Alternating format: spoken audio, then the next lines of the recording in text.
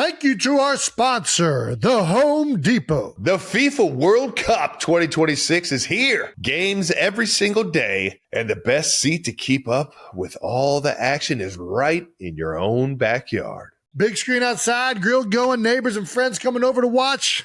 Now that's how you host. As an official supporter of the FIFA World Cup 2026, the Home Depot's got what you need to get the backyard match day ready. That's right. Whether it's a projector screen setup, string lights, little patio furniture, the Home Depot will help you make your yard the go-to spot. And with fast, free delivery on over 2 million items, you can focus on setting up the ultimate backyard fan zone instead of making trips to the store. So, as we welcome the world to our backyard, get your home watch party ready with an assist from the Home Depot. To learn more, visit homedepot.com/FIFA World Cup 26.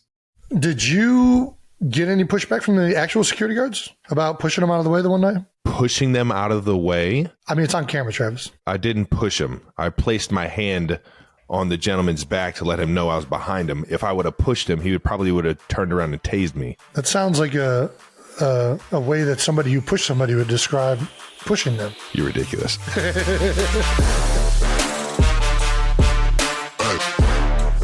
Welcome back to New Heights, ladies and gentlemen, presented by Wave Sports and Entertainment. We are your hosts. I'm Travis Kelce. This is my big brother, Jason Kelce. New episodes drop every Wednesday during the NFL season. Subscribe on YouTube and wherever you get your podcasts. 92%ers, and follow the show on all social media at New Heights Show with one S. Jason, tell the people what we have coming up. We got a great episode coming up for you guys. We're going to talk about both of our Week 6 games, break down some of our favorite not dumb questions of the week, and look into the biggest storylines coming out of Week 6 in the NFL, including someone making an appearance at SNL, maybe? Yeah, we're going to talk about it. All right. But first, as always, new news. New news coming in hot. New news, old news, still the number one sports podcast on Apple, Spotify, and wherever the Swifties get their podcasts at these days. We're still killing it, thanks to all of you 92% Swifties and percenters. Everyone's helping us maintain up there, and we sure appreciate you guys tuning in each and every week. Every week. How about that, man? This has been a humbling experience so far this season. Yes, it has. Moving on to fan mentions of the week. All right, now let's get to them. From the Eagles social media team, they gave us a look at Jason's locker room. Hey yo, go ahead and click on that TikTok, Jason. I really thought that I had the worst locker out of both of us, and you not only have a bigger locker, like I have 2 lockers that have like a bunch of just shit in it. Yours is way worse, Travis. Mine just has video evidence. It's not by any means as bad as what I just saw. What are you talking about? Dude, I mean, absolutely filthy. Just nothing's organized. You have boxes coming out of yours as well. No, I don't. I got rid of them. Well, I just got rid of mine too, so now I don't have boxes coming up. Swear to God. What'd you do with them? Is that a swear word? Truck? No, Emily came up and we were doing something, and she put them in the truck. So what? They're in your garage now? You didn't open the boxes? No, I don't. I don't open. As a rule, I don't open fan mail. Oh, so everything's sent to the facility's fan mail? For the most part. Or it's like brands trying to like get me to put their stuff on New Heights. Well, you heard it from Jason. If you're a brand trying to get your shit on New Heights, don't send it to the facility. Send it to our intern Brandon's house. I have been getting some interesting fan mail. Oh, dude, you have no idea. A farm in California sent me some grapes. And you tried them? They were delicious. Green grapes. Very delicious. Were they the cotton candy ones? No, just standard green grapes. Yeah, I mean, those are the best grapes, but I hear you. Another person sent me a pen that they made, a handmade pen. Handmade pen? Should we start featuring stuff? Like, I kind of like that kind of fan mail. When it's like an object. Oh, I've gotten some weird stuff. A handmade pen, it's a good pen. I'll bring it next episode. I'll show you guys. When I was younger, I used to look at a lot of the fan mail in like my first like 2 or 3 years. And then I realized it's just a bunch of old ass men that are trying to get their kid to sign or using like a kid, I don't even know if it'd be their kid or not, to try and get stuff signed for them. Yeah, for sure. Well, for them, not for the kid. Yeah, exactly. Don't get me wrong. I'm sure that there are some kids that have signed stuff and send it in to get signed. But the reality is the majority of people are looking to resell it, or just grown men that are trying to make money off of it. Either way, don't give me an errand to run when you send me fan mail. If you give me some grapes, I'll eat the grapes and be very appreciative. But if you're sending me stuff to do something to it and then send it back to you, that's too many. It's too many hours put into. It's unfair. I'm not participating.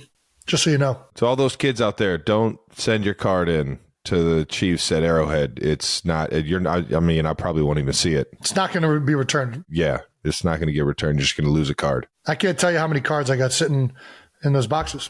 If you see me in person, I got you all day. As long as it's like random. Yeah, don't show up to my front door. Exactly. Well said. Well said. Moving on. I feel like we need to cut this entire segment. So it's a rough start right now. It's a rough start. It's a rough start. But from Huff Dizzle on TikTok, we've got an impression of me this past weekend. Have you seen this, Jason? Yeah. What'd you think? I watched it earlier. I'm watching it again. Was it accurate? I mean, he's definitely uses your phrases. All right, Travis, and I understand, with the paparazzi and everything, thought out. this might It was be well a little thought out. new to you, but we have to kind of go over some protocol, okay? All right now. No, Travis, not everything is all right now, okay? You left out of the Chiefs game with your mustache in a convertible with zero security? Absolutely not. And then next thing you know, this past weekend you were on the news shoving me out of the way. New news. Stop saying new news. This is good. It's good stuff. It's solid stuff. It's solid stuff. You could tell that they're probably a little bit of a 92%er probably. Oh, yeah, a little bit. I mean, if you're saying new news and all right now, you've definitely tuned into the show once or twice. Did you get any pushback from the actual security guards about pushing them out of the way the one night? Pushing them out of the way? I mean, it's on camera, Travis. I didn't push him. I placed my hand on the gentleman's back to let him know I was behind him. If I would have pushed him, he would have turned around and tased me. That sounds like a way that somebody who pushed somebody would describe pushing them. You're ridiculous. I didn't push them. I just put my hand on them and moved them. Good sir, can you excuse me? I need to get the door. Sorry. Thank you. I'm right behind you. Don't want to startle you. I know it's your job to keep crazy people away.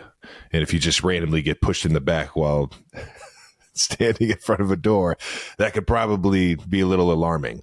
No, I didn't. That didn't one time get security to say anything about it. I'll tell you what, they're great. They're great. They're good people. Have you had to enact any security of your own? Of my own? Do you feel like you're like a security guard when you're with Taylor?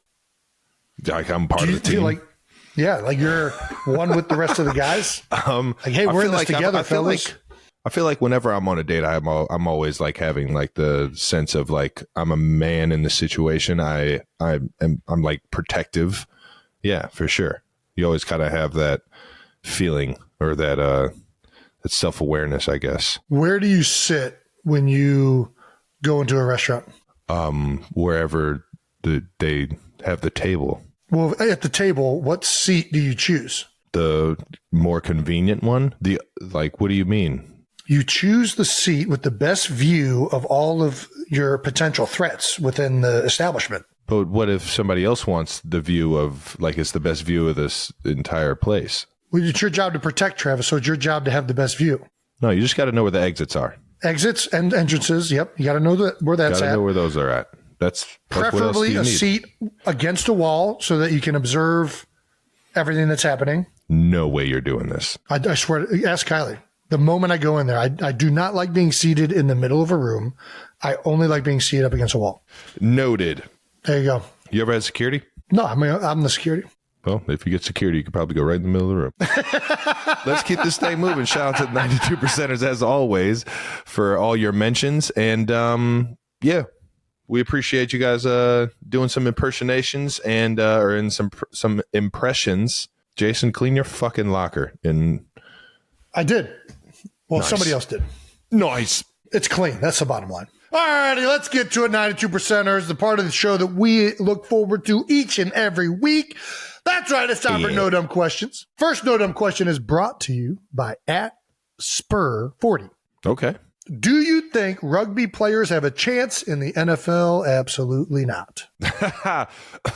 Shit.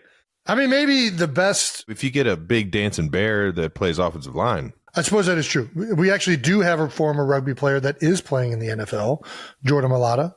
But unless you're 6'9", 380 pounds, I would say that the chances are limited. It's just a different game. It's a much different game. I think people keep comparing them. There's one common skill set, and that's Quarterback sneaks. toughness. Oh, sorry. Toughness. Yeah. You might be able to get a kicker. You might be able to get a kicker. There's probably some. Oh, yeah. Well, I mean, but we're talking about football players, not kickers. There's right? a few Australian punters in the league that I know of have all started off being Australian football footy players. guys. Yeah, there's definitely kicker would be the best chance, or punter. And then if you're an enormously skilled athlete, of course, there's a chance you could play in the NFL. That is always on the table. Always. But as a blanket statement, I'm going to say no. I think that they're much different. Rugby is more, the energy systems is like a physical soccer. Like it's a longer, there's not like stoppages, and it's not like as like violent, if that's the right word to say. Is that not the right word? It's not as high impact. Is that fair? Yeah, I can't say that to be true. All right. I think it's still a very much as physical as football is. I just don't think there's as much skill in rugby, respectively. Well, I mean, I guess I play offensive line, which requires zero skill. But I could certainly see a tight end being the case. I think that's where it kind of like the physicality of the two sports is different. Rugby is, you're not wearing pads, so each hit is going to hurt a little bit more. You see those guys bang, like you see them bleeding all the time. all the time. Like they're bleeding, they're bandaged up.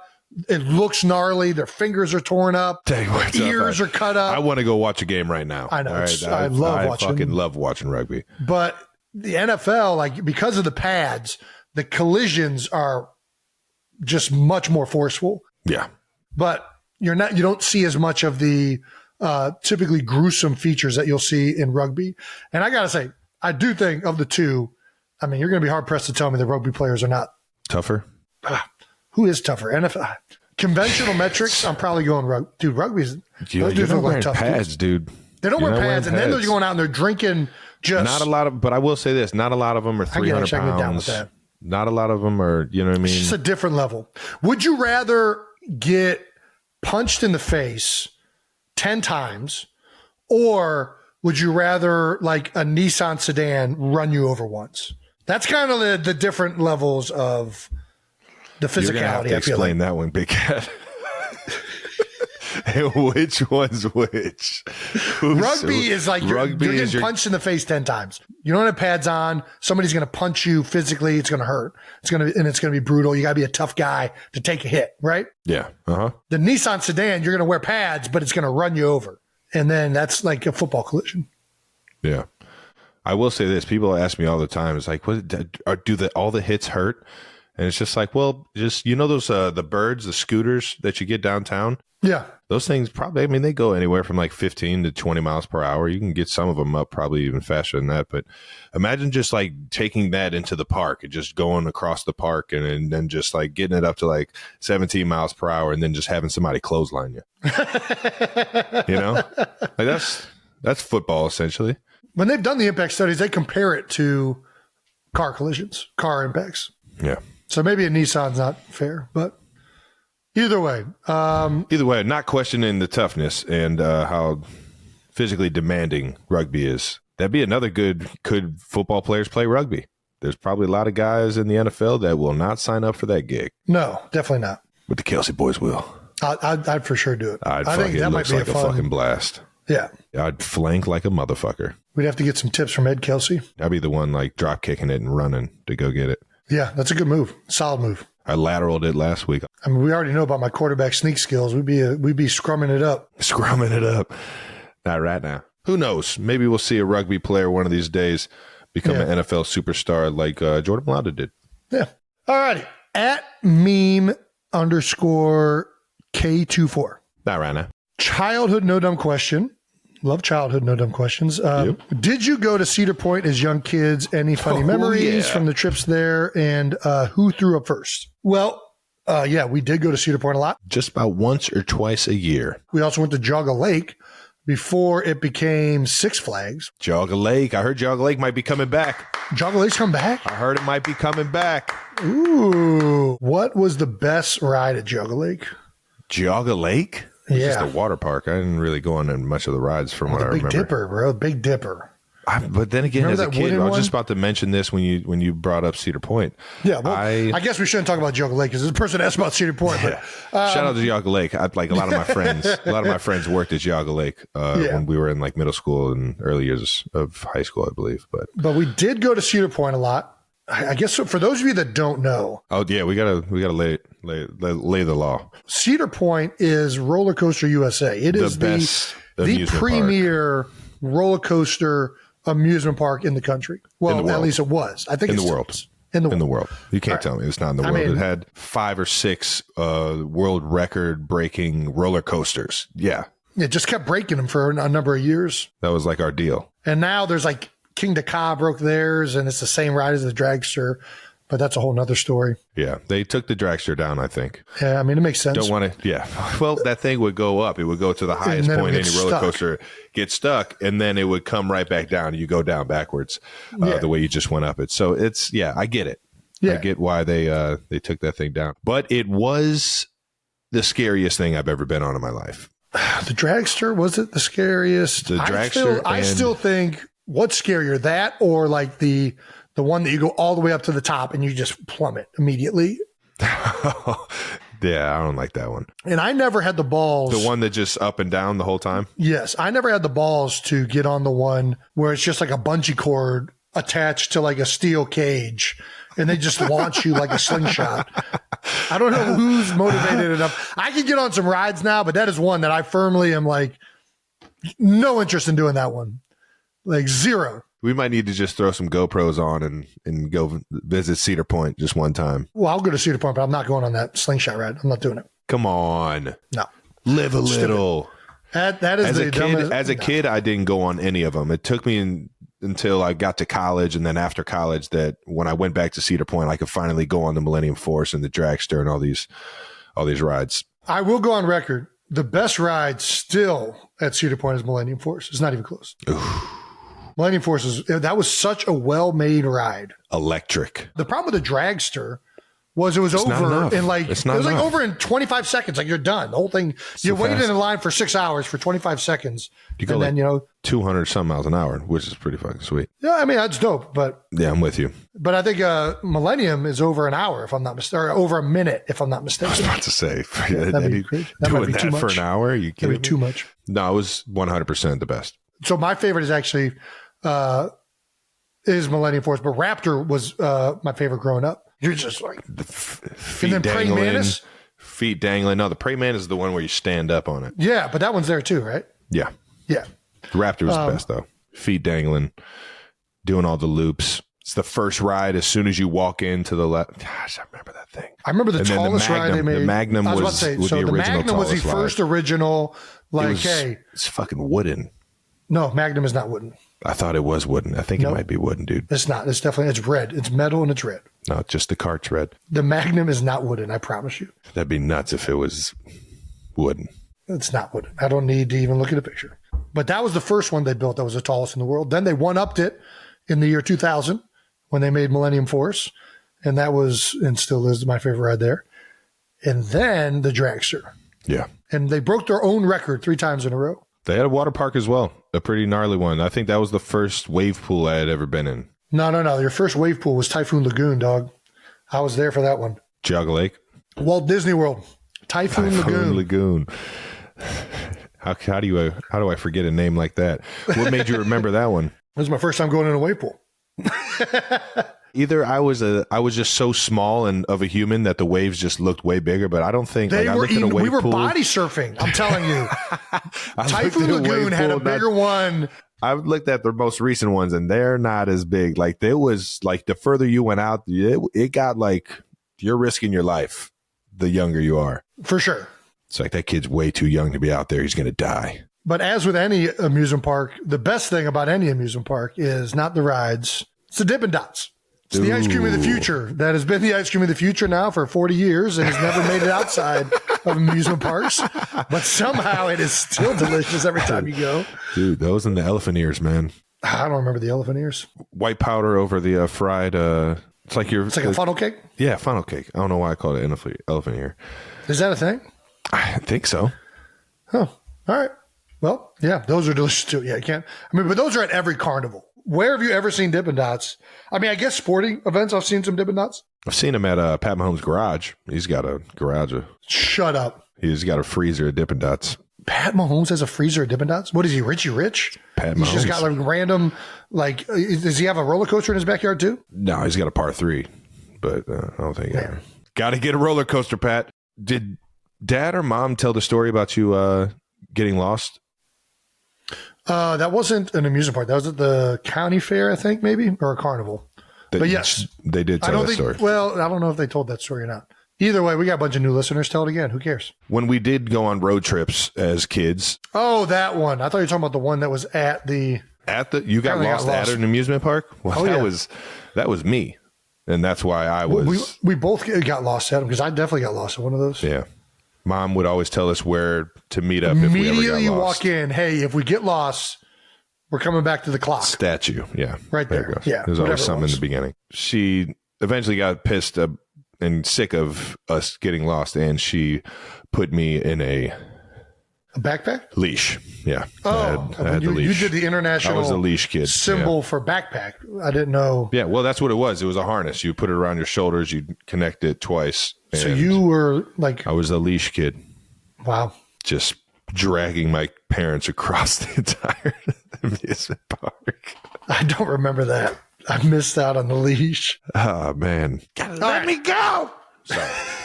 All right, moving on to our last No Dumb question. Shout out to everybody in Ohio or anybody that's gone to Cedar Point.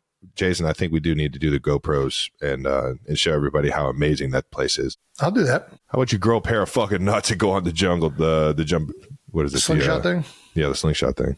I don't know what it's called, but gosh, everybody knows what I'm talking about. And no, I'm not. It has nothing to do with balls. I think it's stupid. I'm not going on it. It's the dumbest thing ever. Moving on to the next No Dumb question. What is the from It's Megan Query. What is the most confusing or infuriating penalty to get during a game? At this point, the way the game is going, it's a penalty like a roughing the passer that isn't roughing the passer. Oh, that's spot on. I don't know why it just makes me cringe. I love it when, we get it, but sure. Yeah. When it helps out, you're not that infuriated. But it makes me feel like I'm getting away with something if Pat doesn't get fucking helmet to helmet or something. He was asking for one in the game, which was not a roughing the passer. It was close. It was not. It was ridiculous that he was even asking for it. It was good. The guy was aiming for his head. Bro, we're not getting into this. I said it in my head. I was like, Pat, you're probably not getting that call. But I'm with you. When in doubt, I'm with you. I'm fucking with you. Ref, you got to throw that, man. You got to throw that. Yeah, right. How, you just going to let that guy get away with that? It's definitely not a penalty. Yeah, I think that's the perfect answer. I don't think we need to even bring up another one. I think that's... No, it's... Maybe like a phantom... Any type of phantom flag is hard to deal with in the moment when an official gets it wrong. But for some reason, the roughing the passer ones feel like they're so forced that it's definitely become a bigger issue, I feel like, when those have been getting called. So I'm with you on that. Yeah, you just feel it. And to our last one. Yeah, last No Dumb question from Eva at Barcelona Baby 12. That's Barcelona Baby. All right. Yeah. Okay. She lives in Barcelona and was born in 2012. No Dumb questions. My friend wants to know if intern Brandon, my friend, wants to know if intern Brandon is single because she thinks he is very cute. At New Heights Show, at T. Kelce, at J. Kelce. Okay, Eva. Well, you know what, Eva, we Barcelona, think he's pretty cute too. So he's so cute that we decided to bring him on the show to answer this No Dumb question. Intern Brandon. Uh-huh. And everyone knows Barcelona Baby. That's a bullshit question. We know My that friend wants to know really means you want to know. Exactly. So. Yeah. How does it know No, it's that a fair question. It is a fair question. That someone in Barcelona is attracted to intern Brandon? How does that make you feel? I don't love it. I'm going to be honest with you. Don't love the attention. This is not my show. Don't know. I'm here to I'm here to make prize picks. I'm here to cash out on prize picks and get out of here. For a second. Brandon, you're every part of loves to this be- show. I'm what? No, it's weird. I don't like seeing my name out there. I'm not buying that. You're New Heights Most Wanted. You're like Malibu's Most Wanted, but New Heights Most Wanted. Jake's the cutie. If we had to rank the cute boys of New Heights, Jake's number one. But B-Rand sounds. B-Rand, yeah, that's I grew up being called B-Rand. That was definitely the nickname. Barcelona baby. To answer your friend's Don't be hating. question. No, I am unfortunately not single. I'm sorry. That's our viewership is plummeting right now because they're all tuned in for me. Wait, why are you sorry? Sorry to inform. No, he's Eva sorry to and her inform Eva friends that her dreams I are am, now not ruined. Yeah. single. Oh. But to be honest, there could be an update on that very soon. This past weekend, my girlfriend and I were watching a little program called Saturday Night Live. A young man by the name of Travis Kelce jumped up there, and for a lot of people who don't know, I was lucky enough I've heard that. I ain't no young America's man. I'm a sweetheart, man. Travis Kelce. Sorry. And and people don't know this, but I was lucky enough to weasel my way backstage when Travis, you hosted, and it was time of my life. I got to bring my girlfriend, and we were sitting there, and I said, "Oh my God, can you believe that like we got to do this to Travis? It's crazy that we were there at SNL with him." And she did not acknowledge my question. She kept staring dead on forward, and she goes, "Do you remember he hugged me?" And I went, "God damn it." A whole night of sketches and after parties and going home at She 6:30 in the did morning. not say And the that. hug is the first thing she brought up. So I'll let you know, Eva. If there's He's an a update mesmerizing quickly face and on my features. relationship status. I knew she was with you, so I wanted to make her feel the love of New Heights. So I gave her a good hug. No, listen. The hug is not an issue. It's that's the first memory of the evening is Travis hugged me. So, Brandon, it's not what you think it is. Travis is just a really good hugger. Trust me. It's a very known Kelce genetic. He's a hugger. He's a door opener. He's a fucking hand holder. He crushed it. I've seen so many just. He's a creative character in boyfriend material. So much footage breaking down Travis Kelce's hand holding. And I'm like, Every attribute we could give him. guys, that's 3 points of contact. That's football. That's not hand at all. Oh, That's, gosh. Yeah, they caught me with some weird hand holding poses there. That was crazy. We'll move on. We're not, hey, that's not what this show's about. This show's not about that. Sorry, Eva. All right, guys. Well played, Brandon. yeah. Well played. Thank you for ruining Eva's friends Sorry, from Barcelona's no dumb question. Thank you for always making this show amazing. You can Bye. Are we talking, you can are we disappear talking now. to Eva here or are we talking to Brandon? you can All right, see you disappear. later. All right. We'll see your cute ass later, big guy. Oh, my gosh. That was no dumb questions. Jason, let's keep this thing rolling, baby. All righty. Let's get to these bold topics. Chiefs, 19. Broncos, 8. Yeah. Initial thoughts from the first divisional matchup for you guys this year. What do you got, Trev? Kind of along the lines of what you said last week. You got to put up touchdowns, man. You got to put up tutties when you're in the red zone. Got to. And on top of that, our defense is still playing their tail off and making our team look really good. We just have to find ways to freaking score touchdowns, man. And it's just frustrating. And it's hard because it's like you want to be the reason why we're doing great. And right now it's kind of up and down. It's not great. Coach Nagy, Matt Nagy, our OC, Nags. one of my favorite guys, he challenged all of us this morning, actually, to, stop saying we're going to fix it and go out there and do it and do it and having some fun, man. We got a lot of good personalities and a lot of great players on this team, especially on the offensive side. We just got to find the groove and find the rhythm. And sure enough, we're doing it, finding ways to win, but it's not helping out our defense as much as we would love to. So, but that's the biggest thing for me is just being able to score touchdowns and not making it harder on our defense, man. Well, you guys may be being tough on yourselves, but it is your 5th straight win. The final score of 19-8 has only happened one time before. Nice little LeBron stat. In 1927, That's a wild stat. Yeah. The Chiefs have now won 16 straight games against the Broncos, which is the longest active winning streak versus one team in the NFL. The Eagles and Jets had a nice one there for a little bit, but that, spoiler alert, that didn't go well. Defense played lights out. You guys had another incredible game on defense. Held the Broncos to just 8 points, shut them out through the 3.5 quarters of the game. Finished with 2 INTs, 4 sacks, and a fumble recovery. Stone Cold Jones kept his sack streak alive, as we all saw that happen, with 5.5 sacks this season. Yeah, the Chiefs defense is only allowing 284 yards per game and 12.8 points per game. Yeah. The fewest points per game allowed by the Chiefs defense or a Chiefs team since 1969. Damn. Baldy himself is calling the Chiefs D the most complete defense in the NFL. Do you think this is the most complete defense you have played with? I mean, it sure seems to be. I mean, I don't know if I've been a part of a Spags defense. Just You've been on some good defenses now. yeah. Early on in my career, that was what we did, was defense. And Coach Reed found ways to get Jamal the ball, hand that thing off to Jamal Charles, and really use him as a wide receiver, as just an offensive weapon. And our defense was star-studded with guys like Justin Houston, Eric Berry, Derek Johnson, Dontari Poe, Tamba Ali. Like we had Brandon Flowers. We had some dogs. Yeah, you did. Shout out to Sean Smith. Looking at that defense, a lot more star-studded, familiar names. I was about to say the same thing. The star-studdedness probably greater back then. Justin Houston had like 20 sacks one of those years. Yeah, Chris Jones now. He's doing pretty good. Whether it's one of them or the best, right now it's so much fun to play with that defense because they get it. They're flying around. They're having fun. It's definitely a team effort. Guys are rallying to the ball.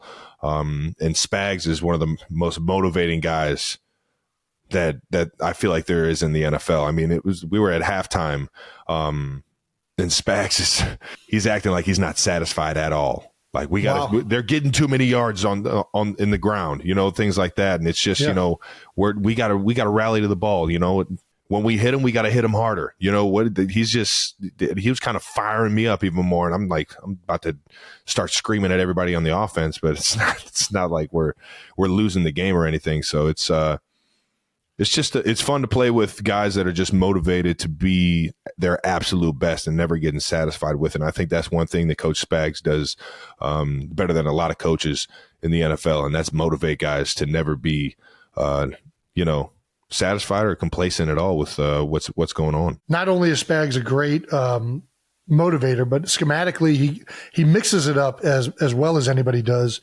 And I feel like in order to mix it up truly and try and come with all these different types of blitzes or different types of coverages, you have to be not only good in the back end, but smart. Smart. You got to be intelligent, man. And it feels like your guys' back end right now, the defensive secondary, it is dialed in, brother. Like the linebacker, they're good across the board. You know what I mean? Yeah. There's not a weakness in the defense, but the secondary, I feel like when that thing is clicking, it is so fun to watch because they fly around. Dude. They're all over the field. All over the field. Freaking Justin Reed's out there making plays left and right. It's fun to watch right now. Jay Reed's killing it. Duffy's killing it. I mean, everybody's absolutely killing it. I think a great addition was Mike Edwards. When the ball's in the air, he's a ball hawking safety and is always flying around. And then, you just love to see the young guys. Cincinnati's own Brian Cook is out there being an absolute menace. Yeah, baby.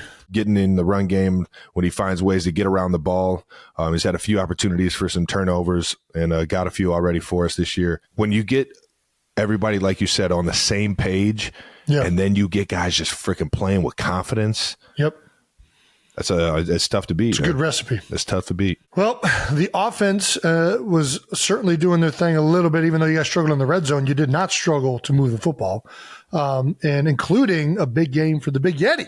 Ooh, the Yeti. How about that, Trav? 124 yards receiving. It felt like it was going to be a big day right from the get-go. You had maybe the first 2 or 3 catches or something like it was right away. I mean, you were getting peppered with the ball. You had 109 of those yards came in the first half on 7 receptions. Yeah. Second time in your career that you've recorded 100 plus yards receiving in the first half of a game. You've only done that twice. I got to have a better second half. That's all that says. That's all that's telling me. I got to fucking play better. I got to finish the game like I started It felt like you were in for a career day early. I was like, man, they ain't covering Trav. This is going to be a big day for my man. Feed me, Seymour. Feed me. I was looking at Pat like I'm open all the time. Let's go. But the thing we absolutely have to talk about from this game was your lateral to Noah Gray on the Chiefs' first drive, which what was everybody thinking when Andy Reid called in a lateral play in the first drive? I've been screaming, we need to put a hook and lateral play in, and Coach Reid is just like, I'm not doing that. As is every coach in the NFL.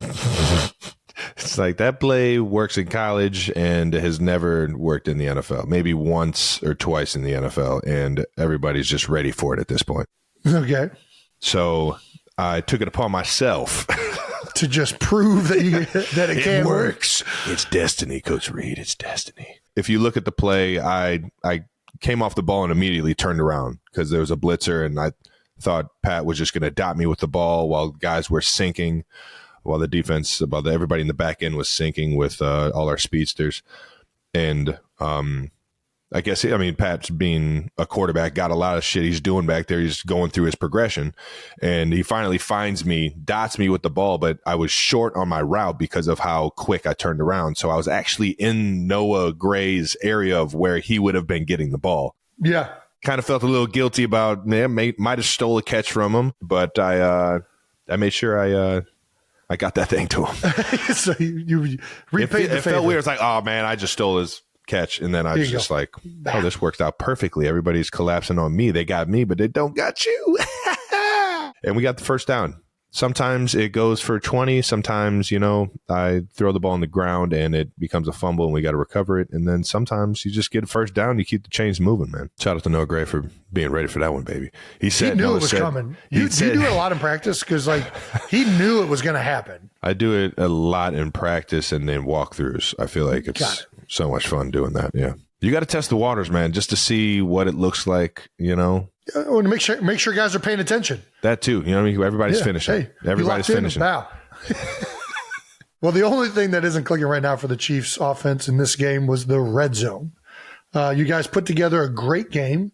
A lot of yards, got the W, but struggled to get the ball in the end zone. A lot of Butker. Harry, 61 or 62 yarder. I forget which one it was, but he had about an extra 15 yards on that thing. Yeah, he's got a good leg. That thing went through the middle of the goalposts. He had an extra 15 yards. He could have gone back. And I'm like, damn, if he hits a 70 yarder. Let's test it out. If he hits a 70 yarder for the game, for the win. That's some Justin Tucker stuff. That's how you get Goldberg speared of excitement from your teammates. You know what I mean? Just what? No way. You guys were 1 for 5 in the red zone. And Pat was asked after the game, and Mahomes was quoted as saying this: lucky for us, our defense has been playing great, so we can go through these growing pains and try to get better and better. The talent's there. You can see it in spurts, but we have to learn how to sustain drives, get down into the red zone and score touchdowns, and make it easier for our defense to play free. Yeah, that sums it up. Pat gets it. I think we all get it. And that's why I'd mentioned Coach Nagy's saying it. It's we understand it. We feel how unstoppable we can be, and we just got to do it for 4 quarters, man. And the biggest thing is just, go out there, and it doesn't matter, what the defense is presenting, which play is called for us. Go out there and make a play, make it happen.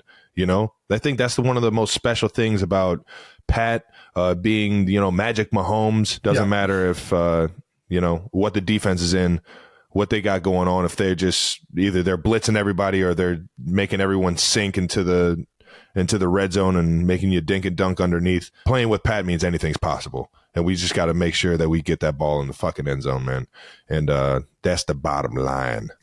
And that's how we're going to move forward going through the red zone, man. Well, one of the things that stopped you up short in the red zone was a 4th and 2 play, which was a very Philadelphia Eagle-like, where you guys decided to go with the brotherly shove only from a fake field goal formation. I don't think anybody saw this play coming, but it didn't work out. Yeah, man. And the thing is, I always look at situations like this, like where could I have done better on that drive or on those last 3 plays before it was 4th and 2? You know what I mean? And I caught a pass that was literally right around the sticks. And if I make a move, or if you know what I mean? If I do something and get those extra yards, or even get 1 extra yard, you know what I mean? That 4th and 2 becomes 4th and 1. And now that sneak is, the percentages go way higher than 92%. All right now. Hey, yeah, all right. You know, I think that it's a great call because legally you're not allowed to line up over the center during a field goal.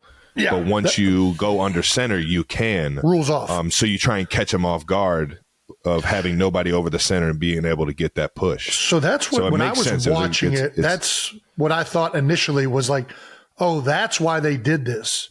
Yeah. Was because 100%. they thought they were going to be able to catch them not in the A-gaps. Like they were going to have to be over the guards. One of the ways that play is open is if nobody's in an A-gap. So credit to the Broncos. They reacted well to it. Everybody can make it like, oh, it looks so stupid when it doesn't work. But the Broncos adjusted well. I don't know that every team in the NFL is going to be expecting a shift to a direct snap quarterback sneak or is even practicing that. Yeah.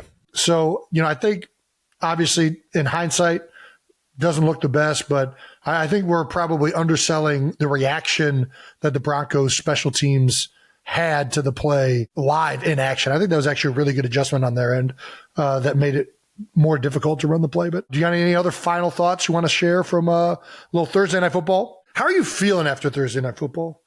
Are you still a Thursday Night Football fan? Still a Thursday Night Football fan. It gave me a little bit of a challenge coming off that ankle injury the week before, but sure. Sometimes you just got to gut another one out, man. And I knew when I turned this ankle that I was going to be dealing with it for a few extra weeks. So it's a situation that's at hand, and I just got to keep working through it and keep trusting everybody in the training room and what my methods are off the field and my recovery, protocols that I take. It'll slowly get better as long as I don't tweak it. And if I keep tweaking it, then you'll see me with a wrapped ankle all year. Sometimes that's how it goes. No, I don't have any other final thoughts, man. I got a lot of respect for the Broncos. Even more respect after that game of seeing them fight the way they did. And those division games, man, they're never easy. And we got another one coming up this week. No doubt. LeBron's stat of the game, Travis Kelce caught 7 of his 9 receptions on hitch routes. Tied for the most receptions on hitches in a game since 2018. Man, we really got I don't even know if that's necessary to share. All right. Papa Kelce in the spotlight. If you watch Thursday Night Football, first of all, they got it going on. Amazon Prime's doing a good job with that broadcast. No, I'm loving it. You already know. Well, Al Michaels, Kirk Herbstreit, they're doing a fantastic job. Absolutely killing it. If you were watching the game, you saw something momentous happen. Momentous. Which was Taylor Swift talking to Ed Kelce. Yeah, Taylor talking to Dad. You already know. You know Dad like I know Dad. Which is, he shouldn't be talking to Taylor Swift. This is a terrifying conversation. I felt terrible.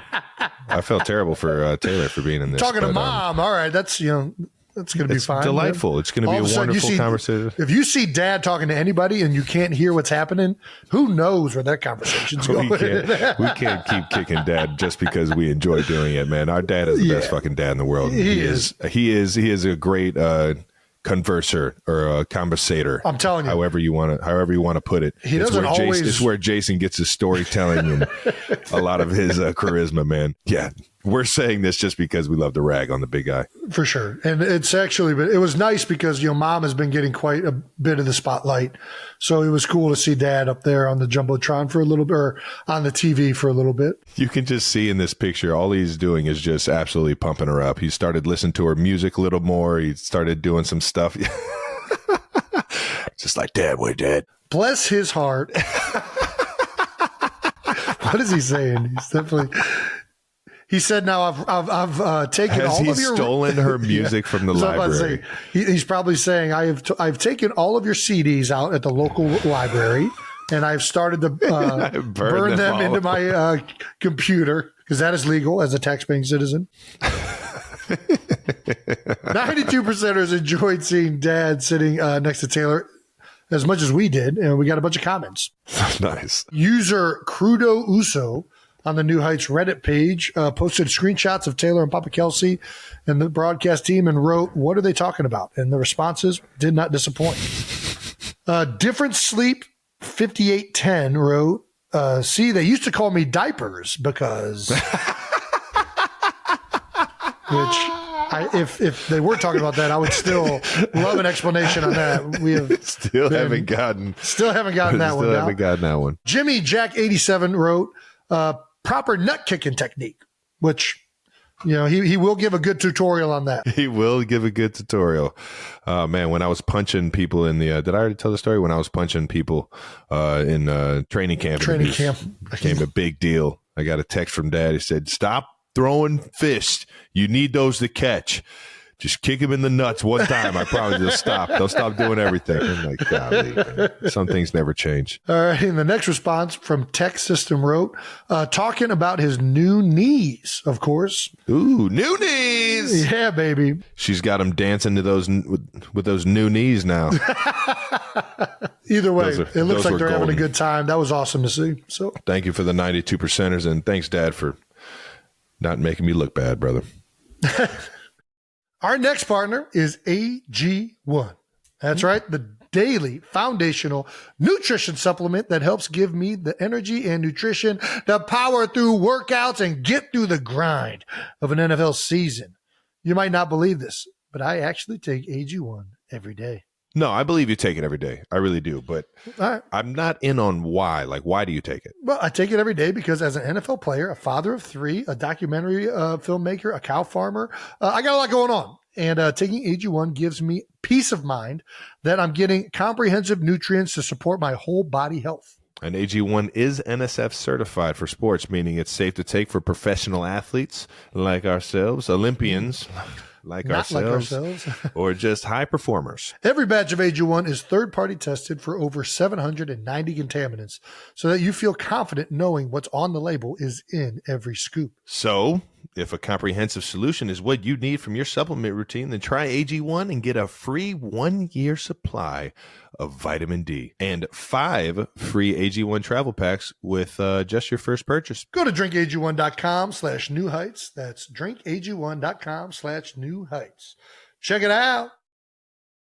Let's move on to the Jets versus the Eagles. Unfortunately, the Eagles, man, you guys took your first loss of the year, man. Jets 20, Eagles 14. Yeah. Why don't you hit us with some initial first thoughts, man? Or final thoughts, I should say. Well, yeah, I mean, obviously, credit to the Jets. They played, especially their defense, played unbelievable. Yeah. We knew going in they were a good defense, even though they were missing their two corners. Sauce Gardner couldn't play. Reed out as well. It was, this is just a team that has played well against everybody they've played against. And we knew it was going to be a tough task coming into it. Just didn't get it done. Too many mistakes, too many turnovers. We talked about it beforehand in the the look ahead video that we do at the end of every week now. This is not a team that you can make mistakes against and still expect to win the game. And it ended up killing us. So, that's my thoughts. Yeah, I'm with you. And I think a good coach team is going to find a way to stay in a football game till the fourth quarter, man. And I think their head coach is he's got to figure it out, man. But I did make it to the game. Did. With you saying that you're going to retire every year for the past 5 years. I've tried to make it to every game that I could possibly make it to. Well, that's just my strategy, just to make sure that you come to the games. It's a good fucking strategy. Hey, it's working. If that's your strategy the entire time, you cacksucker. When they showed me on the broadcast, first of all, Eagles jerseys were out in the stadium, and the 62s are everywhere right now. Right. And I absolutely loved it. The graphic, when they showed me, describes me as Jason's brother. Really? Jason's brother, yep. Oh, wow. I get Travis's brother all the time. I did not know you were getting Jason's brother. Yeah, man. I'm just... Look at that. I'll never be Jason Kelce, and I get reminded of it all the time. And it just makes me feel like a little boy every time. It's the best. Very fitting, though. You already know I have my gang green on, as I always do whenever I'm watching you play, and got to enjoy it with some friends. And Kylie was standing right behind me, or sitting right behind me, and she was. Yeah, it was fun all the way up until the end. Unfortunately, yeah, not a good ending. No. But thanks for coming, Trev. I always love Every time. We don't get to see each other's games often, so it was fun to have you there. Been watching you play since I was 12 years old. One of my favorite pastimes, dude. Jason, I know you absolutely hate talking about this, but you set a major record, man.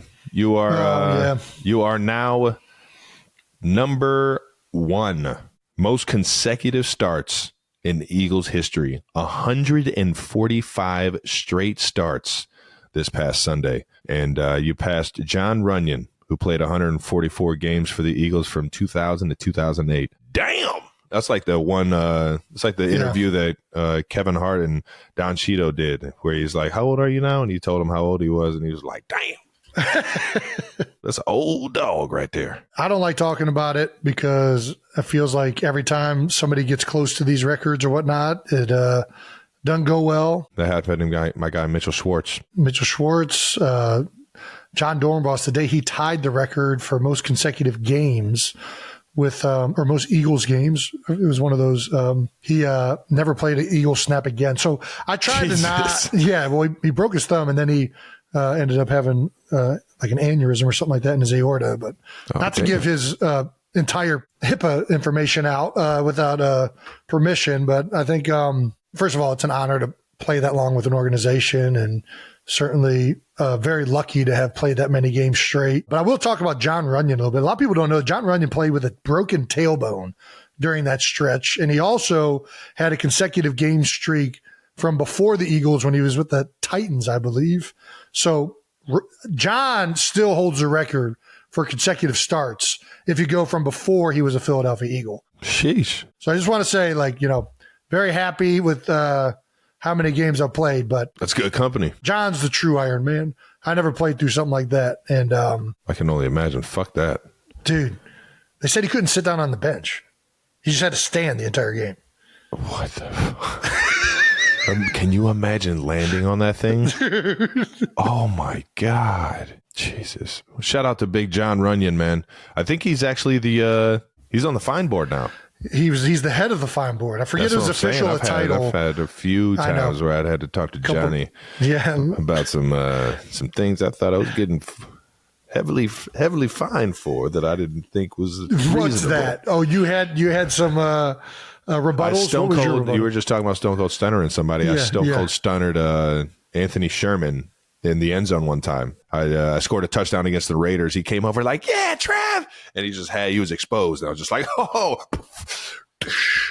stunner. But the Shermanator was probably all for it. No, he was all for it. And you already know the biggest thing, if you're going to pull off a stunner, is you got to act like you get stunnered. Like you got electrocuted. You're out. You're dead. Yeah. You got to sell it.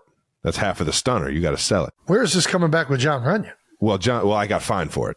Why would you get fined for that? Because I kicked him, and it's like violence, and it's like this and that. I was just like, come on, man. We're playing. It's play. Come on. It's just a wrestling move. Yeah. I'm not promoting violence. I'm promoting Stone Cold Steve Austin. Did it get rescinded? I forget. It might have. I think John actually saw my side of the story there. Well, for those of you that don't know, John Runyon, longtime offensive lineman in the NFL, now works as essentially the sheriff of the NFL. His job is the vice president of policy and rules administration, and he is in charge of all the fines, all of the uniform violations, everything that is to do with players abiding and keeping the game safe. All of that stuff falls under the guidance of John Runyon, who is coincidentally known as one of the dirtiest, toughest players to ever play the game, which is just ironic that he is now the head of that. But it's kind of like a Catch Me If You Can type deal with Leo DiCaprio. Yeah. Like he's the best. Can't fool me. Check forger in the world, and then all of a sudden he starts working for the good guys. That's kind of John Runyon right there. There you go. That's pretty good, man. Shout out to Big John Runyon, man, for still having his hand in the NFL, man, doing good things. Former senator, making sure that that fine money goes to 501c3s. What are they? LLCs. All right. Defensive battle, man. This one ended up being a battle of defenses by the end, and the Eagles defense finished the game with 5 sacks and held the Jets offense to just, 1-5 in the red zone, held them to just 9 points in the first half, maintained a 14-12 lead until the final touchdown with a minute 46 left in the fourth quarter. What's your favorite part about playing with that defense? We get a lot of opportunities. When you have a bad defense, you got to be clicking from the get-go as an offense. You can't have mistakes. And something that our defense has done an amazing job of all season, but especially this last game, is that they're so good that, even when you turn the ball over 4 times, you're still in the game at the end of at the end of it. Yeah. All the way down to that last, 2-minute drive. We had an opportunity to at least win the game. And, typically you turn the ball over 4 times. That ain't a 1-score game at that point. Percentages are down. So yeah, our defense has been unbelievable. Defensive line, the backfield, everybody's really humming right now. And Sean Desai, those guys playing as a unit. So, it's been fun to watch. And I think, unfortunately, we couldn't do enough to capitalize on all the good football that they were playing this past Sunday. When a defense has your back after you make a turnover and they only get 3 points or no points, that's a big moment for everybody on the team. But the offense definitely is very appreciative. Being in the game that we played the Jets, that place was absolutely rocking, especially later in the game when the Jets started feeling like they really had the momentum and everything. And it was rocking this Sunday. Your game was the same, man. The longer that game went and it didn't get out of hand, it kind of stayed close. Man, that place got rocking. And hats off to the Jets, because that's huge as a home team to have that kind of home field advantage and to get the momentum from the crowd and everybody rallying, man. That's hats off. I know as a fan of the game, I enjoy that atmosphere a lot. And was really hoping you guys, found a way in there. So shout out to Jets Jake for not being a complete bias. Fucking, I don't know. I don't know where I'm going with this anymore. Shout out to Jets Jake. All right. We're getting Jets Jake on here in a little bit. We talked about this in our bonus video, our bonus preview video last week. You knew you were going to be in a fight against the Jets defense, despite A.J. Brown's big game, pink shoes going out there making plays the entire time. Offense getting off to a nice start with the Jalen to Swift TD in the first half. The Jets held you guys to those 14 points the rest of the game, boss. Yeah. Finished the game with 2 sacks, 3 interceptions, and 1 fumble recovery. The sacks, that's a hell of a defensive line. To come out of there with 2 sacks isn't, I don't think, where it is. Obviously, the turnovers are everything, though. Yeah, but those sacks we did not do a good enough job of protecting the quarterback as a unit. It only says 2 sacks, but a lot of that's because of how good Jalen is. Yeah. We gave up too much pressure as an offensive line. But yeah, the turnovers are definitely what hurt us the most. They always do. That's, we got to take care of the football. We had turnovers, drops, and then as an offensive line, we didn't run the ball well and we didn't protect Jalen well enough. And I think, listen, they're a good defense. I'm giving them their flowers. Defensive line is great. Linebackers, running. Quincy Williams, CJ Mo, those guys are all over the field making plays. The back end, even without the 2 starting corners, they're going to play zone. They're going to mix it up. They're going to try and make it difficult. They do a good job of not leaving, guys in bad positions or difficult positions. Salah really knows what he's doing over there in New York, and they had the better day. It is what it is. And, for us, we always just try and focus on ourselves, man. Every time. You give credit to your opponent, and they played a great game. But it's always about us. We just refocus on, okay, what do we got to do to improve? How do we get better? What were the things that were glaringly correctable for the Philadelphia Eagles? And if we would have corrected those things, we'll be in a chance to win games moving forward. And that's where our headset is. That's where our mindset is. So as it should be. And just to give everybody some understanding on how good this Jets defense is, specifically in the second half, which is adjustments. And that's like I was talking about, their head coach and their defensive coordinator both are, making great adjustments. The Buffalo Bills only scored 3 points. Dallas has got the most points in the second half on them, and that's 12, 4 field goals. The biggest thing here is that they've allowed 31 points total in second halves this year, and that's 6 games and only 1 touchdown, which is – you hear us talking about the red zone and punching that ball in the end zone late in the game. That is a huge advantage to be keeping your teams to just kicking field goals. And yeah, it's hats off to the Jets, man. I got faith that the boys over there, the brotherly shove, the gangrene is going to keep figuring it out, man. You guys got too many great players and too many great offensive minds over there to keep stalling or to stay where you're at, I guess. It's going to keep on keeping on, brother. Kudos to them. I guess it's time. Bring them on. Why are we bringing him back on? I don't know, because we played his team and everybody loves Jets Jake. Jets Jake, go ahead. Come on, bud. Here he comes. Hey. Oh, love the hat, Jake. Oh, The hat. Oh, I didn't realize. Love the Am hat. I wearing this? I didn't. Is that corduroy? Is that corduroy? Is that a Kelly Green shirt you have on? It's a Jason Kelce. Oh my gosh, shirt. Hey, love that little New Heights merch. Yeah, gotta plug the merch. That's pretty much all I was saying on Sunday over and over again. So it felt fitting. What are your thoughts from the game, Jake? Listen, I thought both teams played hard. I thought it was a well-fought game. No, I mean, I did not expect the Jets to win that game, and the defense played lights out, and that's how we're going to have to win games for the rest of the season. Dude, I'm not going to lie. There were moments in the game where I felt like I was just going to hear it from you. There was the blindside block that the whole stadium lost their mind on, which was a completely illegal block. And the Jets are all like complaining about it, bro. You can't crack back with your shoulder. Like that's a known rule in the NFL. Yeah, you can't go and against everybody's booing in the whole place. Wow, the guy's hurt. He's down and hurt, and the fans are booing. It was ridiculous. But regardless of that, and then the A.J. Brown catch, I'm like, I already know Jets Jake is going to be losing his mind that this is called a catch. But for some reason, you're not losing your mind.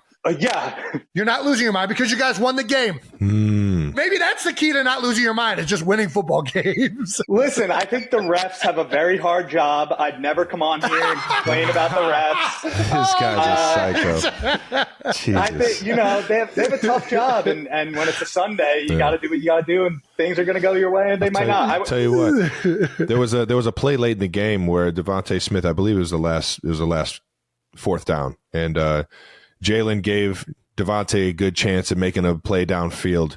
And, I thought there was a lot of just pulling while the ball was in the air. And like, there might've been some interference. I don't know. What do you think about that last play? I think I got to quote Jason here and just say, let the boys play, ref. You got to just I think they did their job this time. Swallow the whistle. Yeah. It was a good game. I was wearing a rooting for offense shirt at one point, and then I realized I actually wanted the Jets to win, so I took that off.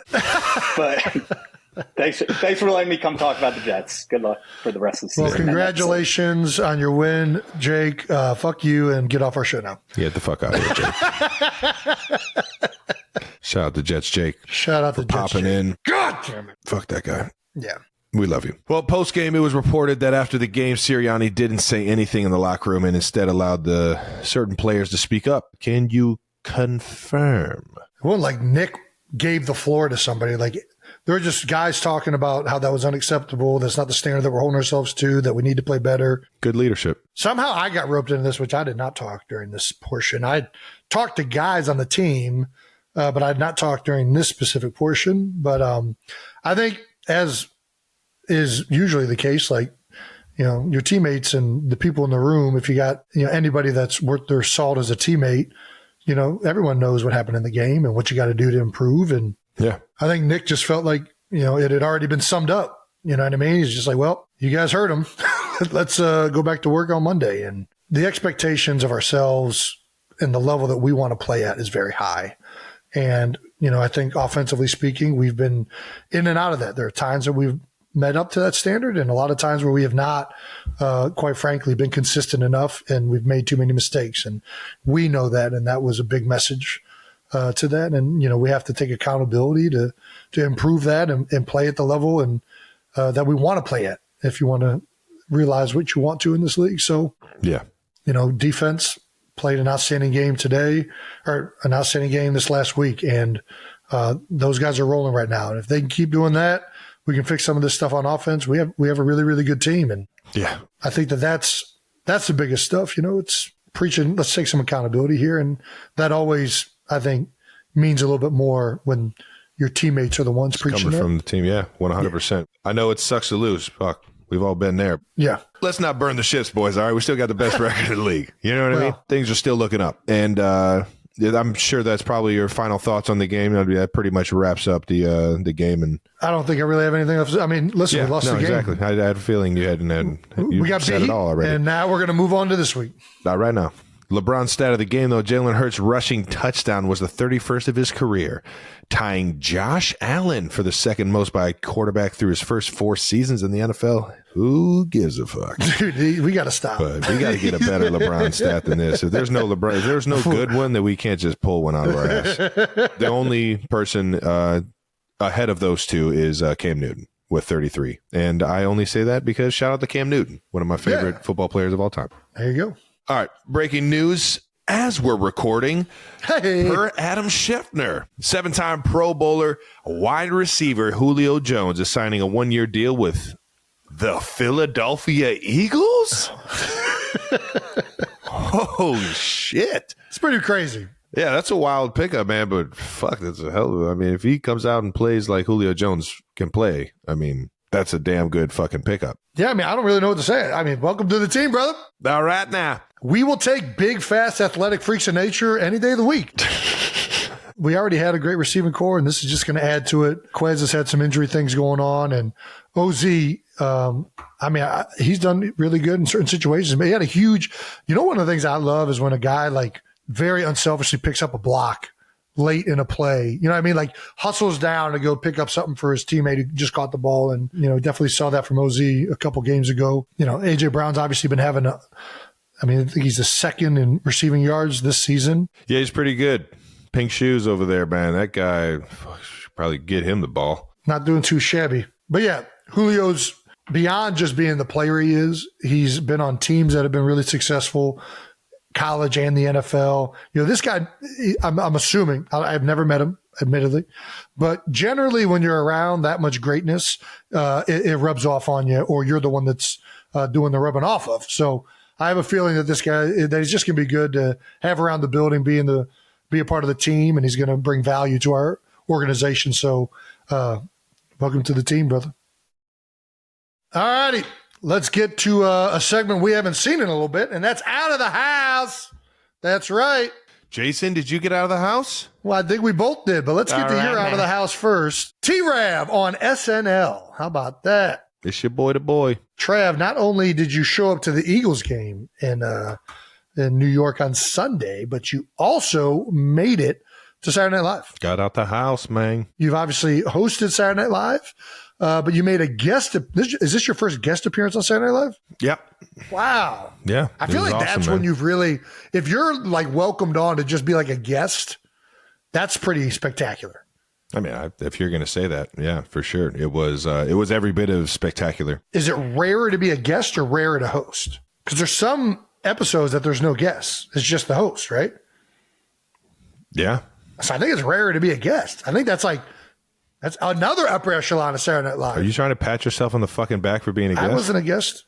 I was a family of the guy hosting. I wasn't a guest. You were a guest. I don't think that's a guest. A guest is like, You trying to say me and Pete Davidson are family? I'm trying to say a guest is like, this guy's so famous and he happens to be in town that we're going to find a way to get him on the show. That's what I'm talking about. Yeah. That was not what happened to me. All right. SNL had a great sketch about the Swift mania in the NFL and who should show up at the very end, but the Big Yeti himself. All 2 lines up. What did you see? I don't even remember what I said. I blacked out. As soon as they cued to me, the entire place erupted, which was very overwhelming, and I'm not even sure if I said anything. Yeah, so I walked off. I said, "Did I say anything at all?" And everybody's like, "Yeah, no, you killed it." And I watched it over, and I still don't really know if I said what I was supposed to. We showed up at SNL having the idea of going supporting Ice Spice. Her and Taylor are good friends. I've always wanted to meet Pete Davidson.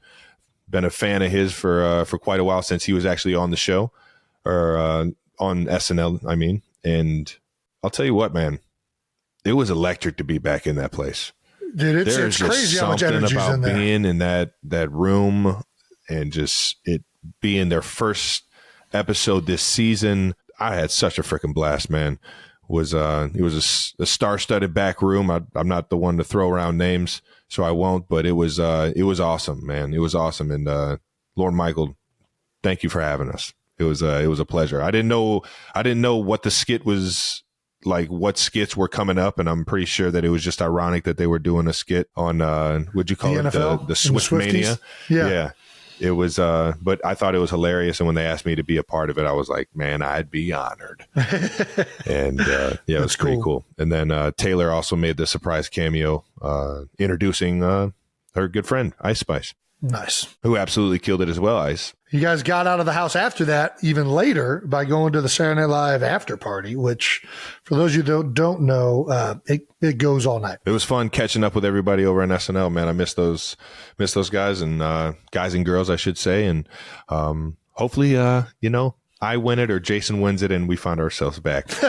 Well, after you got out of the house on Saturday, you went to the game Sunday, and then you found your way to lovely South Philadelphia for the Phillies game. Yes, I did. Where we got to enjoy a beautiful evening of Philadelphia Phillies baseball. Oh, yeah. Got to meet you and Kai down at Citizens Bank Ballpark. Hey, yo. And I'll tell you what, that place was fucking electric.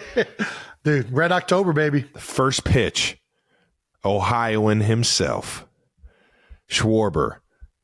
Oh, yeah. Out of the fucking park. Yard, man, Middleton. I'll tell you what, he hits the fucking piss out of the ball. He does, bringing the power right off the gate. And then right after him, only a couple batters later. That boy nice. Who was it, the next batter? The Storm and Bryce Mormon? Two batters after that. Trey Turner was 2, right? Was I drinking that many beers already? It's 100. He's 100% in the third Bryce batter. is, right? Yeah. Yeah. That's what I thought. The cool thing about the Schwarber ball was it hit the Jumbotron or whatever, that like screen. The mini Jumbotron. And it just rested there so we could look at it the whole freaking game. Yeah. I thought that was pretty neat. But just the whole time you're just thinking, how the fuck could we get that ball? Yes. Can I scale that? Could I somehow scale that and get that baseball? He started taking pictures and videos of it. I'm like, what are you doing? Well, the game was absolutely electric. I forget the gentleman. I forget what is his name. I think it's Byron Scott. You talking about this come out song? Yeah. I think it's Stott. Stott. Gosh, I should have fucking did my research before I came on the show. But yeah, most electric come out song in the stadium. The whole crowd starts singing it. Bryson Stott. The one of the most electric parts of the evening after those 2 home runs, Bryson Stott, is that his name? Bryson Stott. Stott. Interesting. Yeah. Either way, he's got the AOK song. It's an electric come out song. And the entire stadium just saw 2 first inning home runs by 2 of the biggest names on their team. So everybody's standing up and screaming their lungs out, singing this song. And I just happened to get it on video, not knowing that that's what was coming. Yeah. I'll put that thing as one of my favorite videos to watch. I love atmospheres like that. Like when I'm walking up to your games or whenever I'll walk straight through the front door and go through the ticket, scan my ticket and make sure that I just love walking up to stadiums knowing I'm going to a game. It's one of the only things that make me feel like a kid again. Like I'm going to this exciting ballpark or this, I'm about to go and watch some of the greatest, athletes of all time go at it. And it's just, there's something about going to the ballpark that I'll just, I'll never lose, man. And I absolutely loved it, man. Baseball, I know it hasn't I guess done as well in modern TV deals or whatever, the audience viewing it on TV. But I still think there are a few things better than going to the ballpark and watching a game live. It's something about being at a baseball playoff game. Baseball. In playoffs? We're talking about playoffs? I'm telling you what, man. Yeah, Red October in Philly is a different atmosphere, man. Yeah, that was awesome. The fans are into it. This team has great energy right now. I'm gonna admit, I wanted to go to the game. We talked about it before you coming down about going to the Phillies game. Yeah. After losing to the Jets. You did not I was want to like, go. man, do I really want to be seen at this place? And I want to make sure that we're focused, and I don't want to. But I was like, you know what? Screw it, man. I don't know how many more games I'm going to get to go do like this. And they went. I am so happy nuts. we went. Dude, it's just so electric. Just get out of the house, man. You need that yin and that yang. You need that balance, man. I don't want to get out of the house that much, but I'll get out of the house for this. Get out of the house with old Travie, man. Come on, dude. Let's do this, man. Thankfully, Kai was there and was kind of like, yeah, that'd be pretty sweet if we went. I could tell that she was like the final, like, well, maybe if Kai wants to go, I'll go. And I'm just exactly. Like, yeah, she was almost text her like, Kai, let's go to the game. Can you get Jason out of the house? I really want to go to the game with these guys. Gotta love getting flicked off by some of the Philly fans. You got flicked off? Oh yeah, it was like a love. No flick. way. I love you. It was straight to the. It was with a smile. It was like, ha, ha, yeah. And I was like, nice, man. I deserve that. I deserve every bit of that. They did show you on the Jumbotron. Yeah. And the place erupted. You know what I mean? Like you could tell that the Philly fans, might be disappointed in it, but they know they got one of the best football teams in the league. They just erupt because they want me to chug my beer. They don't care about me. They're just like, I'm going to force this guy to chug his beer. Ah! And then it's like, well, now I can't. What do I do with this thing? I can't just not chug my beer. Give me this koozie. Chug this thing. Yeah. What they don't want to see is us. What do you mean? Go chugging off, like having a chug off. That's what they don't want to see. Why do they not want to see that, Travis? Because they know I win. Travis, stop. What do you mean? We already know this. This has been settled the past like 3 chugs that we've had. I do not. First of all, I can't remember the last time we have chugged off. You can't remember the New Heights? You didn't finish your beer. Show? There was beer flying out of your beer, and we weren't even racing. We were just doing a shotgun. No, but we were racing. It wasn't a race. It was just like we're going to shotgun these beers together. This guy acts like he has no competitive nature. He knows it was a fucking race. First of all, you can go back to that tape. There's beer flying out of your can. You just threw your can and it was acted all like foam. you were done. It was all No, foam. It was not. No, all it wasn't. foam. I heard liquid hitting the black wooden floor of that You heard stage. it? Yeah, I did. You heard it? I heard it. I was like, and this guy says it wasn't a race. It wasn't You're a race. Just here, you're so fucking. It wasn't ridiculous. a race, but All right, but what about whether it's a race or not? You always drink all the beer in the can. So when as I heard fast as you can, when I don't care if it's fast or not. If it's not a race, but whether you're racing as fast as you can or just drinking it, you don't leave liquid coming out of the can. And I heard liquid coming out of the can. We're pretty close, regardless. I tend to try and forget my losses too, man. But yeah, no, we're it's always a good race. But, all right. Well, we can do one more. I'll race you right now, bro. More set up and legitimate whenever you want. We can figure that out. Yeah. Legitimate? What, are we gonna fucking stand at both sides of the table like we're about to arm wrestle? Yeah. Do you want to chug a liter? Me versus you? Listen, you didn't want to chug the liter. I was like, oh yeah, chug the liter, dude. I'll go Das Boot against you. I don't mind. All right, we'll do the liter chug. Gosh, I want to fucking beat you right now. No, it was fun, man. It was a good time, and I'm glad we got to experience that, man. I'm with you. Joe Torre slid in there, man. Said what's up to the gang, man. There are a lot of coaches. Legend. Joe Torre, Jay Wright, Don Staley. A lot of coaching up there. It's cool. Week 6 roundup. Let's get to some player insights of the NFL storylines. All right. Back to football. Let's give some quick thoughts about the biggest headlines of Week 6. The Browns took down the undefeated 49ers. Oh, can't forget Tim McGraw. We forgot to mention we met Tim McGraw. Tim McGraw. How could we forget Tim McGraw? Dude, he looked good too. I don't know what he's doing. I don't know. Yeah. You know what I mean? Whatever lifting and tandem bed he's using is freaking working, man. He was AG1. Glowing. He's probably drinking AG1. I bet my left nut he's taking AG1. Not my right, but my left. Not the right. The right's that's the home run hitter. The Browns were led by backup quarterback PJ Walker and overcame a 10-point deficit to win the game on a 29-yard field goal. Yeah. Shout out to PJ Walker, man. Heck, he was just down in Carolina, not having the best year, and now he's winning football games for the Brownies. Let's go, Brownies. Dude, the Browns? That defense is fucking good. Talk about a good D-line. Jim Schwartz. That is a good defense, man. And that's not taking anything away from what their offense is. They're obviously a good team if they're beating the 49ers. Jake Moody missed a 41-yard field goal with 9 seconds left as the 49ers kicker. And that would have sealed the deal for him, I believe. Yeah. And it's just a bit outside. The Browns allowed 1,000 yards this season. The fewest yards allowed 52 years in Cleveland, and the third fewest yards allowed by a team in its first 5 games of this is a fucking LeBron stat. Holy shit. Stop. We got to get out of here with stats. And LeBron, I'm sorry if it feels like we're like attacking you with these. You didn't start LeBron stats. TNT and like the NBA did. We just needed something to like clarify that topic. And that is a fucking bogus ass stat. Browns defense finished this game with 3 sacks and 1 interception. Kyle Shanahan has faced Jim Schwartz 9 times. Shanahan used to be a Brownie himself, man. Shanahan's 1-8 of those matchups, though. And his offense has scored over 20 points just once. So why do you think Jim Schwartz has been so dominant? Well, one, he's a great defensive coordinator, and he's been good wherever he's been. Yeah. Jim's defensive philosophy, the way he has those guys play defense, it's all predicated on the defensive line. They play aggressive. It's all about getting across the ball, penetrating, getting to the quarterback, and he's got the horses up front in Cleveland. I mean, they're good across the board. I'm not trying to take away from the secondary or the linebackers, but in my opinion, when I think of Jim Schwartz defenses, I think about defensive linemen. I think about aggression, explosion off the ball.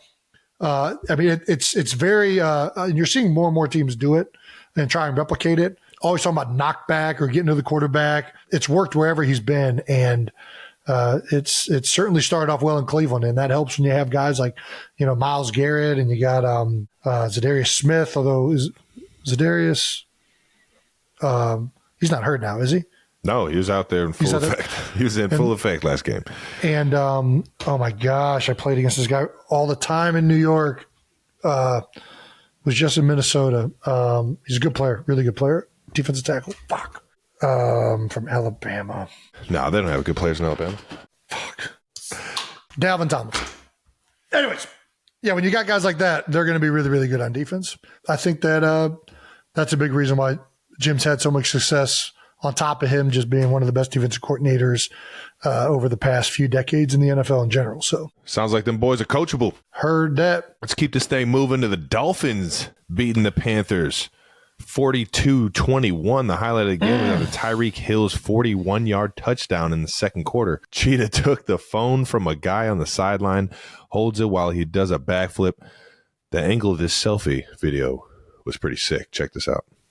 So do you practice this? Or do you just whip it out? Yeah, I don't know, man. Touchdown. Hey, what's up? Oh, give me that.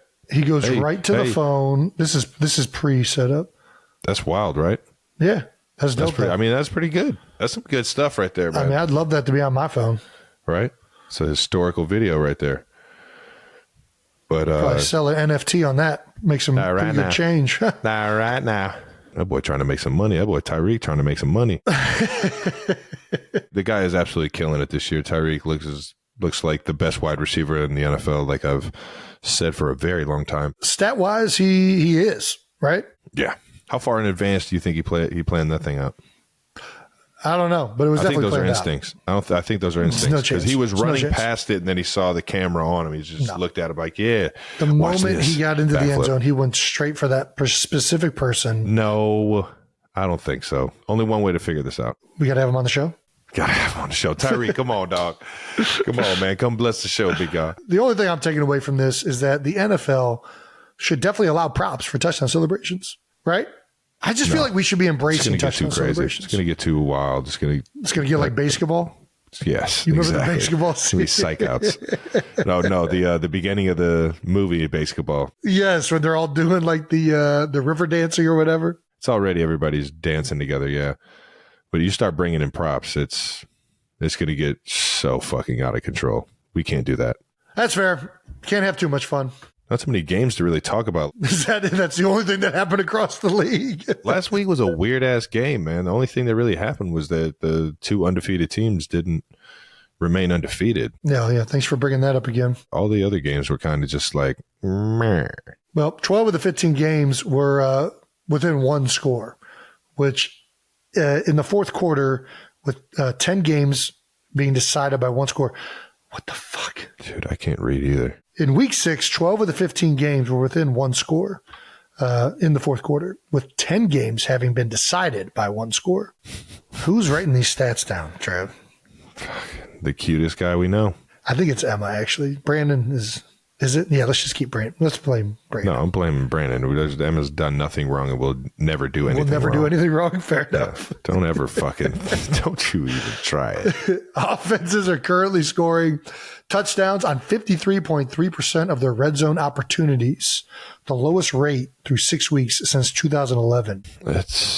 We talked about this a couple weeks ago. It feels like a lot of times the NFL goes in waves where offenses are kind of doing some new innovative things that defenses are trying to catch up with and vice versa. And it feels like right now in the league, it feels like the defenses have been having the better half of the beginning of the season, which is standard. Like typically early in the season, defenses perform better. Offenses, well, I think it's kind of like either the offenses are blowing people out. Yeah, we might need to get this stat. That's a good point. I think a stat would be interesting to see if that backs it up. This is what I think. Early in the season, you see more extremes where it's like teams getting blown out or teams like putting up no points. But I just think in general, it's easier for a defense to gel quickly than it is for an offense to gel quickly. Like I think timing with routes and receivers and quarterbacks and like there's more going on offensively. I don't know, man. You don't think that's true? I think of it scheme-wise, and I'm like, there's new formations, there's new pieces. You got to figure out how the defense is going to pass these things off in zone, how they're going to match up in man. I just feel like there's a lot more question to what an offense can run, and I think typically it's like the first month to a month and a half or half of the season, the offenses are just like doing stuff that the defense isn't quite ready for, and then towards the end of the year, you know what the defense or you know what an offense's makeup is. You know how guys are going to get the ball. You know what this certain receiver or this certain running backs, you know, what their role is in the grand scheme of things. Yeah, I guess I'm more thinking about like right away in training camp. Usually the defense is kicking the offense's ass for the first couple of weeks. You know why I don't do training camp? Why? Because our scripted plays are on the same iPad as the defense. It is so annoying. When you got the middle linebacker calling out exactly what you're about to do, and it's bro, like, what the fuck made you think to say that? How did you know that we were running? And even there's not more even so, a down and distance right now. We're in team pass. We're in. Yeah, we do a 3-man route, or we'll have like a certain downfield route, and it'll be drop 8. And you're just like, why is every time very coincidental? Or every time we got a screen, they're blitzing the opposite side of the screen. It's like, why is it? It's like such a unique call every time we call a screen. I know what you're up to, Spags. I know what you're over there doing. And on top of that, I just looked at this stat that you just read, and this is the lowest the offense has performed since 2011. So that's over like 10 years ago. I just think it goes in waves like this. There's always, whenever defenses are kind of doing stuff that it's the same thing. Well, when you're in Neanderthal and you've played over 10 years, yeah, it does. Well, it's the same thing you were just talking about. When sometimes the offense is the ones doing new things that defenses are trying to catch up with, and sometimes it's the defense is doing new things that the offense are trying to catch up with. Offenses haven't figured it out yet because the defense seems to be on fire in the NFL so far, especially in the red zone defense. Now let's fucking go, man. Let's go, man. Let's get moms like Donna Kelce happy about offense again. Let's fucking go. Come on, man. We gotta make mom proud out here, man. All righty. That's it. That wraps up week 6. Trav, take it over. All right, now let's hand out some stamps of the week to guys who took their game to new heights in week 6 of the NFL season. And that doesn't mean we're just going to talk football here. We can talk anything because it's our show, and people are taking their game to new heights everywhere in this world. Hey-o. I had a very cool text this morning. One of Cleveland Heights' own and University of Wisconsin hockey forward, Layla Edwards. Hey-o. Shout out to Layla Edwards. She's set to become the first black woman to play for Team USA senior hockey team. That's right. For the U.S. women's national team will face Canada in the opening 2 contests of the 2023-24 rivalry series in November. And Layla's going to be the first black woman to do it. Hey, and Cleveland Heights native, maybe. Is there ever been a Cleveland Heights native on that team? I think she might have. She might be the first in both of those categories. I know she has I know she has a little sister at the University of Wisconsin, so she might have. Those siblings out of the Heights. You know what I'm saying? Tend to do good things. Did she go to Cleveland Heights, or is she just from Cleveland Heights? I think she's just from Cleveland Heights. I think as most hockey superstars in the Cleveland area, you go to prep school and you do that route. You're probably right. So either way, shout out to the Heights. Shout out to Layla. Yeah, I hope she at least went through the Cleveland Heights School District at some point, or really just being from the city. Yeah. You got my love and support. Go out there and hold it down for USA, baby. Yeah. Yeah. Jason, who you got? I'm going to keep it in the offensive line category. I'm going to go with Giants left guard, Justin Pugh. Ooh. Players have been doing intros for games for a long time, and it used to be pretty standard, your name and the college you went to. 100%. Then guys started getting creative, and they're like, hey, they started saying their elementary school or their high school or their preschool. Yeah. And I thought Justin Pugh had maybe the most honest take when he was recently signed a few weeks ago. In his player intro this week when he's playing is Justin Pugh straight off the couch. Straight off the couch. All right now. Thought that was pretty awesome. Pretty clever, pretty funny. I feel like mostly all offensive linemen have a good sense of humor. It's pretty true. Shout out to J. Pugh, man. Fellow podcaster. Yeah. Everybody go check out Net Worth with Justin Pugh. Fellow 2013 draft class. Remember meeting him up there and having some fun up the combine. It's awesome to see him getting off the couch and playing some football, baby. So, yeah, baby. Go check out his podcast and check out the Giants, baby. Congrats on taking your game to new heights.